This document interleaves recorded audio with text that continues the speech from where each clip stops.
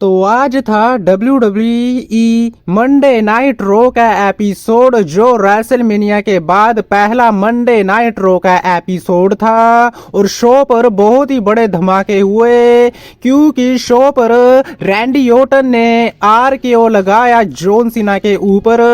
और इसके अलावा पॉल हेमन और सेथ रॉलिंस को मिल गया है एक नया मेंबर, और वो मेंबर है ब्रॉन ब्रेकर, जिसके साथ मिलकर सेथ रॉलिंस ने डिस्ट्रॉय किया CM पंक और रोमन रेंस को, जिसके बारे में हम बात करेंगे। और बात करेंगे फुल डिटेल में आज हुए WWE मंडे नाइट रो के एपिसोड के बारे में। तो शो की शुरुआत देखने को मिलती है सबसे पहले 17 time world champion John Cena की तरफ से, जिसके बाद जॉन सीना WWE क्राउड को रोस्ट करना शुरू कर देते हैं, क्योंकि जॉन सीना ये कहते हैं कि जो मैंने कहा वो मैंने किया रेसलमेनिया में, मैं चैंपियन बना और अब मैं इस टाइटल को अपने साथ लेकर जाने वाला हूँ। और वो ये भी कहते हैं कि अब सभी को मुझसे माफी मांगनी पड़ेगी, लेकिन मुझे अब कोई भी फर्क नहीं पड़ता है। जिसके बाद जॉन सीना ये कहते हैं कि साल की शुरुआत में मैंने अनाउंस किया था कि मैं अपने फेयरवेल वाले टूर में 36 अपीयरेंस दूंगा, जिसमें से अब सिर्फ 27 अपीयरेंस बची हैं। मैं ये 27 अपीयरेंस दूंगा, अपनी शक्ल दिखाऊंगा, लेकिन मैं अपने टाइटल को डिफेंड नहीं करूंगा और इन दी एंड इस टाइटल को अपने साथ ले जाऊंगा। और जो असली और रियल चैंपियन है वो हमेशा मैं ही रहने वाला हूँ। जिसके बाद जॉन सीना ये कहते हैं कि अपने मोबाइल फोन निकालो और मेरी अच्छे से पिक्चर खींचो, क्योंकि बहुत ही ज्यादा जल्दी मैं जाने वाला हूँ WWE से। लेकिन तभी पीछे से आ जाते हैं रैंडी ऑर्टन और वो RKO लगा देते हैं जॉन सीना के ऊपर। जी हाँ, बिल्कुल सही सुना। फाइनली रैंडी ऑर्टन और जॉन सीना की कहानी शुरू हो गई है, जिसके बाद रैंडी ऑर्टन टाइटल को उठाते हैं, हवा में लहराते हैं और वहां से चले जाते हैं। और यहाँ से डायरेक्शन बिल्कुल क्लियर है, हमें मैच देखने को मिलेगा John Cena versus Randy Orton के बीच WWE चैंपियनशिप के लिए। लेकिन इसके बाद बेकी लिंच और लैरा वेल्केरिया वर्सेस रैकेल और लिव मॉर्गन के बीच मैच देखने को मिलता है, जहां पर बेकी लिंच और लैरा वेल्केरिया अपनी टैग टीम चैंपियनशिप को डिफेंड कर रहे थे। बात करें इस मैच के बारे में तो मैच के एंड में लिव मॉर्गन अपना फिनिशर ओलिवियन लगा देती हैं लैरा वेल्केरिया के ऊपर और पिन करके इस मैच में जो विक्ट्री है वो हो जाती है रैकेल और लिव मॉर्गन की। जिसके बाद लिव मॉर्गन और रैकेल एक बार फिर से बन गए हैं टैग टीम चैंपियन। लेकिन मैच के बाद बेकी लिंच रिंग में आती हैं, वो पहले हौसला देती हैं लैरा वेल्केरिया को, लेकिन इसके बाद बेकी लिंच अटैक कर देती हैं लैरा वेल्केरिया के ऊपर और जो हील टर्न है वो हो चुका है द मैन बेकी लिंच का। जिसके बाद एक नहीं दो नहीं बल्कि 3 मैन हैंडल स्लैम लगा देती हैं बेकी लिंच लैरा वेल्केरिया के ऊपर और पूरी तरह से डिस्ट्रॉय कर देती हैं बेकी लिंच लैरा वेल्केरिया को। लेकिन इसके बाद हमें न्यू डे देखने को मिलते हैं, जहां पर वो ये कहते हैं कि हम रेसलमेनिया में रो टैग टीम चैंपियन बने और हम हैं WWE के greatest of all time tag team champion. लेकिन तभी वहां पर अल्फा एकेडमी आ जाती है, जिसके बाद ओटिस और अकीरा तोजावा चैलेंज कर देते हैं न्यू डे को और ये मैच शुरू होने ही वाला था। लेकिन मैच शुरू होने से पहले हमें एक बहुत ही बड़ा रिटर्न देखने को मिला, क्योंकि फाइनली रूसव ने अपना रिटर्न कर लिया है WWE में। जिसके बाद वो रिंग में आते हैं हैं और बजाना शुरू कर देते हैं। अकीरा तोजावा और ओटिस को दोनों को ही डिस्ट्रॉय कर देते हैं और इन दी एंड रिंग में स्टैंड होल्ड करते हैं रूसव। तो ऐसे करके बहुत ही ज्यादा शानदार रिटर्न किया रूसव ने मंडे नाइट रो के एपिसोड पर। इसके बाद हमें देखने को मिलती हैं इयो स्काई, जहां पर इयो स्काई ये कहती हैं कि रिया रिप्ली और बियांका ब्लेयर ने मुझे बहुत ही ज्यादा हल्के में लिया रेसलमेनिया में और इसका नतीजा अब आपके सामने है। मैं स्टिल अभी भी हूँ WWE चैंपियन।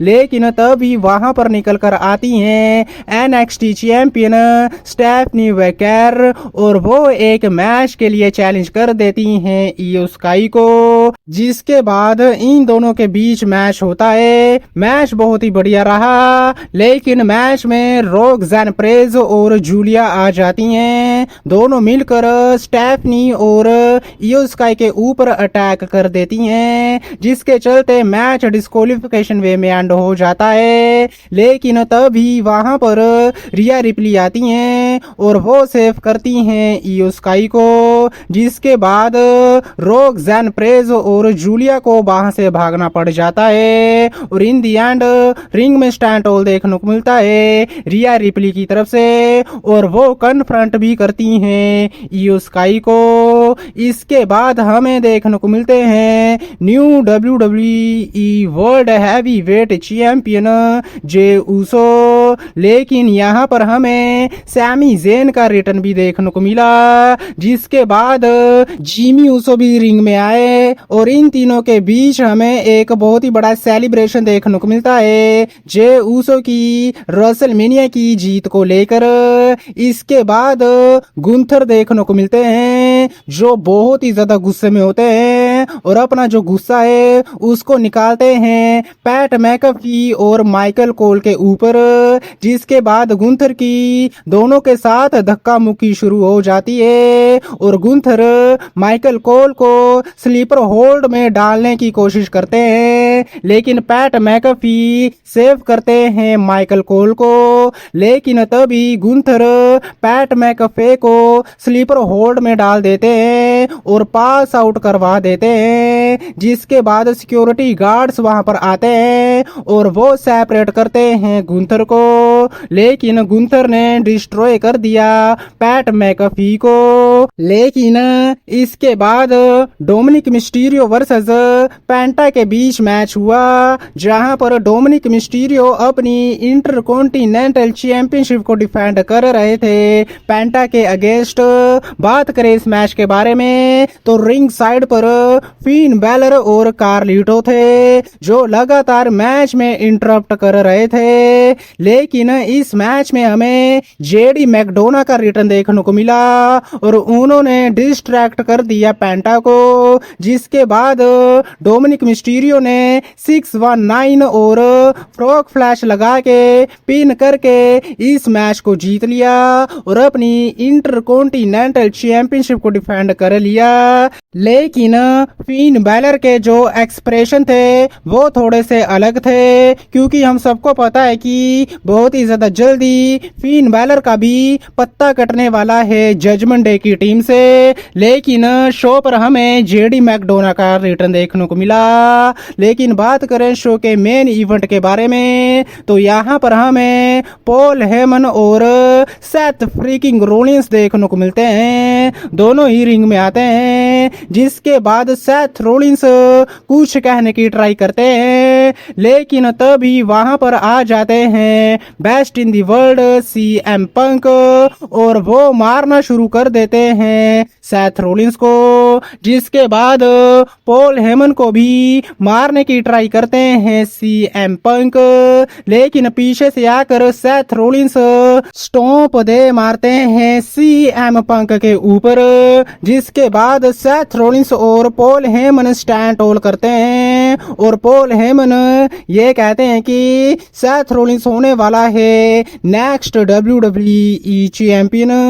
लेकिन तभी थीम म्यूजिक प्ले हो जाता है travel chief head of the table Roman Reigns का। रोमन रेंस वहां पर आते हैं और एक जोर का स्पीयर दे मारते हैं सेथ रोलिंस को, जिसके बाद रोमन रेंस ने सुपरमैन पंच लगा दिया पॉल हेमन को भी। स्पीयर मारने की ट्राई करते हैं पॉल हेमन के ऊपर, लेकिन तभी out of nowhere Bron Breakker वहां पर आते हैं और वो स्पीयर दे मारते हैं रोमन रेंस को, जिसके बाद सेथ रोलिंस रिंग में आते हैं और सीएम पंक भी वहां पर आते हैं, लेकिन ब्रॉन ब्रेकर सीएम पंक के ऊपर भी स्पीयर दे मारते हैं और ज्वाइन कर लेते हैं सेथ रोलिंस को, जिसके बाद रिंग साइड पर रोमन रेंस को स्पीयर मारकर बैरिकेड के आर पार कर देते हैं ब्रॉन ब्रेकर। और इन दी एंड सेथ रोलिंस और ब्रॉन ब्रेकर दोनों मिलकर डिस्ट्रॉय कर देते हैं सीएम पंक और रोमन रेंस को। और इन दी एंड रिंग में स्टैंड ऑल देखने को मिलता है सेथ रोलिंस, ब्रॉन ब्रेकर और पॉल हेमन की तरफ से। तो ऐसे करके ब्रॉन ब्रेकर ने ज्वाइन किया सेथ फ्रीकिंग रोलिंस और पॉल हेमन को, जिसको देखने में बहुत ही ज्यादा मजा आया। और इन तीनों के स्टैंड ऑल के साथ एंड हुआ मंडे नाइट रो का एपिसोड, जो डेफिनेटली बहुत ही ज्यादा मजेदार रहा। लेकिन आज की वीडियो में बस इतना ही। वीडियो अच्छी लगी हो तो वीडियो को लाइक, चैनल को सब्सक्राइब करना मत भूलना, क्योंकि मैं लाता रहता हूँ ऐसी ही वीडियो। तब तक के लिए टिल देन मिलते हैं नेक्स्ट वीडियो में काफी ज्यादा जल्दी।